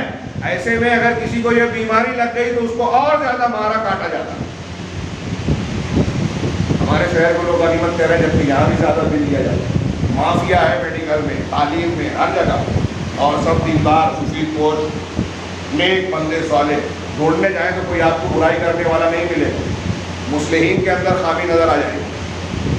یہ جو ڈاکو ہیں، چور ہیں، لوگوں کو لوٹ رہے ہیں، لوگوں کے ساتھ ظلم و زیادتی کر رہے ہیں، وہ سفید پوش نیک سماج کے معززین اچھے لوگ. بات تھوڑی سی پھیل گئی، لیکن میں یہی عرض کرنا چاہتا ہوں کہ ایک بندہ پریشانی کی حال میں جا رہا ہے، اللہ سے دعا مانگ رہا ہے اللہ مجھے یہ دے دے. تو ہمارا مقصد کیا ہوا کہ اپنی مصیبت کو دور کرنے کے لیے اللہ سے ہم مانگ رہے ہیں. لیکن یہی مانگنا اللہ تبارک و تعالیٰ کی عبادت ہے، اللہ کے حکم کی تعمیل بھی ہے. اکبر الہ آبادی کا ایک بڑا پیارا شعر ہے، بار بار یاد آتا ہے ایسے موقعوں پر. جو مانگنا ہے خدا سے مانگ ہے اکبر، یہی وہ در ہے جہاں آبرو نہیں جاتی. نبی کریم صلی اللہ علیہ وسلم نے فرمایا کہ اللہ کی شان کیا ہے. اب دنیا میں کسی کے پاس مانگے کتنا بھی سٹیل آتا نظر آئے، جتنی بھی دولت جائیداد پراپرٹی والا ہو، وقت کا بادشاہ ہو، 1 مرتبہ 2 مرتبہ 4 مرتبہ 8 مرتبہ 9 اور 10 مرتبہ بولے کہ تو بار بار مانگتا ہے، تو یہ اکیلا ہے کیا؟ کتنا دوں تجھے دینے سے تو میرا خزانہ خالی ہو جائے گا. کہ دنیا کا معاملہ کتنا بھی بڑا انسان وہ یہی کرے گا. لیکن اللہ کا در کیسا ہے؟ وہاں ختم ہونے کا مسئلہ نہیں ہے. ہاں اللہ کے رسول نے فرمایا وَلَمْ يَسْأَلِ اللَّهَ يَغْضَبْ عَلَيْهِ، جو اللہ سے نہیں مانگتا اللہ اس پر ناراض ہوتا ہے. لوگ مانگنے سے ناراض ہوتے ہیں، اللہ نہیں مانگنے سے ناراض ہوتا ہے. حدیث میں یہ ہے حسن درجے کی روایت کہ اللہ تبارک و تعالیٰ کے سامنے کوئی بندہ جب ہاتھ اٹھا کر مانگتا ہے تو اللہ کو شرم آتی ہے کہ اس کے ہاتھ کو خالی لوٹا دے. یہ رب العالمین کا کام ہے. یہ علامہ ابن تیمیہ کہہ رہے ہیں کہ اگر آپ بندہ مانگتا ہے تو اپنی حاجت کے لیے جاتا ہے، اللہ کے سامنے ہاتھ پھیلاتا ہے، لیکن یہ اللہ کی عبادت بن جاتی ہے، اور اس سے اس کے لیے اللہ پر ایمان، اللہ سے محبت، اللہ تبارک و تعالیٰ کی معرفت کے دروازے کھل جاتے ہیں، اور اس کے ذکر اور اس سے دعا کی لذت اسے حاصل ہوتی ہے. ہاں جو اللہ تبارک و تعالیٰ ہی نہیں، اس بندے کے نزدیک بھی اس حاجت سے جو مانگنے گیا تھا اس سے کہیں زیادہ بلند مقام کی چیز ہوتی ہے، کہیں زیادہ قیمتی چیز ہوتی ہے. ہم مانگنے گئے تھے روٹی روزی, ہم مانگنے گئے تھے بیماری سے شفا, لیکن ہم کو مل گئی ایمان کی لذت جو اس سے زیادہ قیمتی ہے. اس دعا کے ذریعے سے یہ چیز مل جاتی ہے ہاں جو اس کی اس حاجت سے کہیں زیادہ اہمیت رکھتی ہے. اور یہ علامہ ابن تیمیہ کہہ رہے ہیں کہ یہ اللہ تعالیٰ کی اپنے بندوں پر رحمت ہے کہ وہ دنیاوی حاجتوں کو کے ذریعے سے اس کو ہانک کر لاتا ہے اور دین کی اور آخرت کے فوائد سے نوازتا ہے. دنیا کی ضرورت کے لیے ہم اللہ کے جناب میں گئے اور اس کی وجہ سے دین کے فائدے اور آخرت کے فائدے ہم کے دروازے کھل گئے. یہ اللہ تبارک و تعالیٰ کی رحمت کے تقاضے ہیں. دعا کی قبول ہونے کی کچھ شرطیں ہیں, کچھ اوقات ہیں. یہ بیان مختلف موقعوں پر ہوتا رہتا ہے. میں اس وقت جو ہے میرے ہاتھ باتیں تو تھی لیکن وقت کافی زیادہ ہو گیا. کچھ لوگوں کو حاجت اور ضرورت ہوتی ہے. میں صرف اتنا کہنا چاہتا ہوں آخر میں کہ یہ موضوع ہے اس تناظر میں جو میں نے آیت پڑھی کہ روزوں کے احکام کے بیچ میں اللہ تبارک و تعالیٰ نے کہا کہ وَإِذَا سَأَلَكَ عِبَادِي عَنِّي فَإِنِّي قَرِيبٌ أُجِيبُ دَعْوَةَ الدَّاعِ. اہل علم نے اس کی مناسبت بتائی کہ روزے اور رمضان کے مہینے میں روزے کی حالت, رمضان کو اللہ تعالیٰ نے جو فضیلتیں عطا کی, جنت کے دروازے کھل گئے, جہنم کے دروازے بند ہو گئے, شیاطین کو پاوا سے سلاسل کر دیا گیا, زنجیروں میں باندھ دیا, گاڑ دیا گیا, برائی کے اثرات کم ہو گئے, نیکیوں کے راستے ہموار ہو گئے, نیکیوں کا درجہ اجر و ثواب بڑھا دیا گیا. ہاں اور پھر ایسے ذکر و اذکار اور دعاؤں کی کئی چیزوں کی مشروعیت کی گئی. اس میں دن کا روزہ, رات کا قیام, میں نے تراویح کو مشروع کیا اللہ کے رسول صلی اللہ علیہ وسلم اور اللہ تعالیٰ نے. پھر اس کے علاوہ تلاوت قرآن, ہمدردی, سخاوت, اللہ کے نبی صلی اللہ علیہ وسلم کو اسوہ بتاتا ہے کہ ان چیزوں کو اختیار کریں. ان سب چیزوں کا حاصل ماحصل ضرورت یہ ہے کہ ہم دعا کریں, ہم اللہ تبارک و تعالیٰ کے فضل و کرم کو مانگیں, اس کے عذاب اور اس کے پکڑ کو سے اپنے آپ کو بچنے کی دعا مانگیں. یہی حاصل ہے. اسی سے ہم جہنم سے بچیں گے, اسی سے توبہ استغفار حاصل کریں گے, اسی کے ذریعے سے جنت اور انعامات الہی کے مستحق بنیں گے. اور یہ مانگنے کا موسم ہے. مانگنے کا موسم پورا سال ہوتا ہے. ہر رات کے آخری حصے میں جب تہائی حصہ باقی ہوتا ہے اللہ تعالیٰ سمائے دنیا پر آتا ہے. صحیح مسلم کی حدیث میں اور ندا دی جاتی ہے کہ ہے کوئی مغفرت طلب کرنے والا گنہگار جو معافی مانگے اللہ معاف کرے, ہے کوئی جو حاجت مند جو اپنی حاجت مانگے اللہ اس کو حاجت پوری کرے, ہے کوئی فلاں اور فلاں جس کو یہ ضرورت ہے اللہ اس کی ضرورت پوری کرے. یہ روز پکارا جاتا ہے. رمضان مہینے میں بھی, رمضان مبارک میں بھی ہر روز یہ پکار اور ندا ہوتی ہے. اور روزے کی حالت میں جب ہم عبادت کی حالت میں ہوتے ہیں اللہ تعالیٰ سے نسبتاً قریب ہوتے ہیں. میرے بندوں میں یہ کہنا چاہتا ہوں, میرے بھائیوں میں یہ کہنا چاہتا ہوں, اللہ کے بندوں ہاں یہ کہنا چاہتا ہوں کہ اللہ تبارک و تعالیٰ کے اس انعام کے موسم میں ہم کو یہ غور کرنا چاہیے. آج ہم اپنے ذاتی طور پر اپنے اندر جھانکیں, اپنے گھر میں دیکھیں, اپنے ارد گرد دیکھیں اور پورے مسلمانوں کے حالات, پوری دنیا کے حالات دیکھیں, مسلمانوں کے علاوہ دیکھیں. آج لوگوں کو اللہ کی رحمت کی, اس سے مانگنے کی بہت زیادہ شدید ضرورت ہے. لوگ پریشان ہاں جب اللہ تعالیٰ کے فرعون کے زمانے میں حضرت موسیٰ کے واقعات دیکھی, چھوٹے چھوٹے جب عذاب آئے نا کئی مرتبہ تو فرعونی اور فرعون حضرت موسیٰ کے پاس آ کے گزارش کرتے تھے کہ موسیٰ علیہ السلام دعا کر دیجیے یہ عذاب اللہ ٹال دے. مینڈک کا عذاب جب آیا, ہر جگہ مینڈک ہی مینڈک, کھانے پینے میں بھی کود کے کودک کے آ رہا ہے. قرآن میں ہے مینڈک, جوں, خون, ہر چیز میں خون نظر آ رہا ہے. ایسے کئی عذاب آئے ان پر. طوفان آیا, ٹڈی دل آیا تو فصل کو تباہ کر دیتا تھا. ہر عذاب کے آنے کے بعد موسیٰ علیہ السلام سے آ کر کہہ رہے ہیں کہ دعا کیجیے یہ ٹال دیا جائے, ہم آپ پر ایمان لے آئیں گے. حضرت موسیٰ دعا کرتے, مصیبت ٹل جاتی, پھر ایمان نہیں لاتے. انبیاء کرام سے کافر بھی آ کر دعا کی درخواست کرتے تھے. آج دنیا میں کون لوگ ہیں جو اللہ سے ہی مانگتے ہیں؟ مسلمان, اور مسلمان میں وہ طبقہ جو توحید خالص کا حامل ہے, بلا تردد وہ اہل الحدیث ہے. تو مسلک اور منہج کے اعتبار سے جن کے یہاں شرک نہیں ہے, بدعت نہیں ہے, لہذا جو لوگ اللہ سے جتنے قریب اور جتنا خالص دین والے ہیں ان کی دعا کی قبولیت اتنی زیادہ امید کی جا سکتی ہے. ہم کو اور آپ کو, ہمارے لیے نہیں دنیا کے لیے بھی ضرورت ہے کہ اللہ سے مانگے. یہاں میں ایک جملہ کہہ دوں, اس کا یہ مطلب نہیں ہے کہ اللہ تعالیٰ دوسروں کی دعا قبول نہیں کرتا. یہ جو قبولیت کی شرط بتائی گئی نا, اس پر ایمان رکھیں. کبھی کبھی کافروں کی دعا بھی اللہ قبول کرتا ہے, مشرکین کی بھی. وہ اس کی مصلحت ہوتی ہے عارضی طور پہ. قرآن نے کہا نا کہ جب یہ کشتیوں میں سوار ہوتے ہیں مشرکین, فَإِذَا رَكِبُوا فِي الْفُلْكِ دَعَوُا اللَّهَ مُخْلِصِينَ لَهُ الدِّينَ, کہ جب کشتیوں میں سوار ہوتے ہیں تو اللہ تعالیٰ سے دعا کرتے ہیں دین کو اس کے لیے خالص کر کے. دعا کی فضیلت کی ایک بات چھوٹ گئی. قرآن کی کئی آیتوں میں دعا کو دین کہا، ادعوہ مخلصین لہ الدین، کہ اللہ کے لیے دین کو خالص کر کے پکارو، یعنی دعا کرنا، خالص دعا کرنا یہ دین ہے. تو کافر بھی جب اس طرح سے دعا مانگتے تھے تو بعض مرتبہ اللہ ان کو نجات دے دیتا، ان کی دعا قبول کر لیتا، لیکن وہ پھر شرک کرتے. قرآن نے کہا تو کبھی کبھی کافروں کی دعا بھی قبول ہوتی ہے، بدعتیوں کی بھی قبول ہوتی ہے، لیکن قبولیت دعا کی جو شرط ہے اور اصلاً جس کی دعا قبول کرتا ہے وہ مومن بندوں کی، اللہ تبارک و تعالیٰ ان بندوں کی جو اس کے احکامات پر عمل کرنے والے ہیں ان کی دعا زیادہ قبول ہوتی ہے. یہی وجہ ہے نا ہم نیک اور صالح لوگوں سے کہتے ہیں کہ مجھ کو دعا میں یاد رکھنا.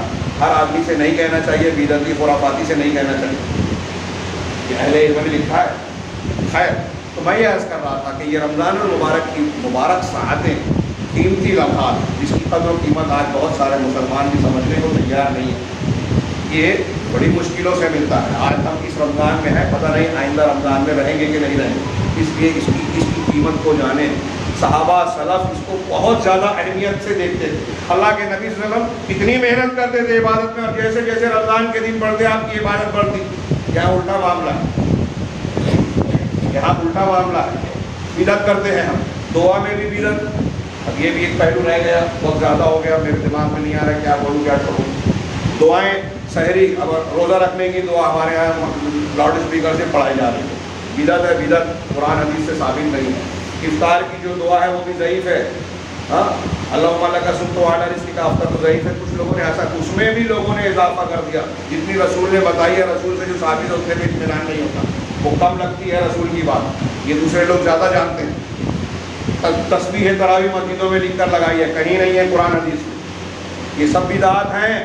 تو دعا کی شرط ایک یہ بھی ہے کہ دعا بدعتی نہیں ہونی چاہیے، مشروع طریقے سے. آپ ایسے جو چاہیں مانگ سکتے ہیں اپنے لیے ضرورت کی چیز، لیکن سنت مان کر کسی عبادت کے طور پر اگر کوئی دعا مانگ رہے ہیں تو وہی دعا مانگنی چاہیے جو قرآن و حدیث سے ثابت ہے، اس کا اہتمام کرنا چاہیے. بہرحال بات کو میں ختم کروں کہ اہمیت کی بات یہ ہے کہ ان اوقات اور لمحات کو کی قیمت کو سمجھ کر آج ہم اللہ سے مانگیں. یہ مانگنے کا دن ہے. رمضان المبارک آیا ہے اللہ کی طرف سے انعام کے طور پر، ہاں، کہ اللہ تبارک و تعالیٰ ہم کو جہنم سے آزادی دے دے. ما یفعل اللہ بعذابکم ان شکرتم وآمنتم. اللہ نے کہا کہ اللہ تم کو عذاب دے کر کیا کرے گا اگر تم شکر گزار بن جاؤ اور ایمان والے بن جاؤ. اللہ، یہ رمضان آیا ہے کہ اللہ تعالیٰ ہماری جو ضروریات ہیں ہم اللہ سے مانگ لیں، اپنے جو گناہ ہیں اس کی معافی مانگ لیں، اللہ کو منا لیں، اس کی روٹھی ہوئی رحمت کو پھر سے اپنے حق میں لے آئیں. یہ رمضان ہم کو اور آپ کو دینے کے لیے آیا ہے، لہذا ہمارے اور آپ کی اب کا امتحان ہے کہ ہم لینے کے لیے تیار ہیں کہ نہیں. ہم عبادت کرتے ہیں اخلاص کے ساتھ، ایمان کے ساتھ، اللہ سے مانگتے ہیں کہ نہیں مانگتے ہیں، یہ ہم پر منحصر ہے. اللہ تعالیٰ سے دعا ہے کہ وہ ہمیں رمضان مبارک کی خیرات و برکات سے محروم نہ فرمائے، اور اس میں جو بھی انعامات اس نے اپنے مومن بندوں کے لیے متعین فرمائے ہیں ان سب کا ہم کو حقدار بنائے. اور آج جو مسلمان اور ساری دنیا مختلف قسم کی پریشانیوں، بیماریوں، وباؤں اور دکھ درد میں مبتلا ہے، پروردگار ان کا مداوع فرمائے، ان کو دور کرنے کی توفیق عطا فرمائے. اس سلسلے میں ہمارے جو بھی عملی، علمی، ایمانی حقوق ہیں پروردگار انہیں انجام دینے کی، پورا کرنے کی ہمیں توفیق بخشے. اور بارک اللہ لنا ولکم فی القرآن المجید ونفعنا وإياکم بما فیہ من الآیات والحکمۃ.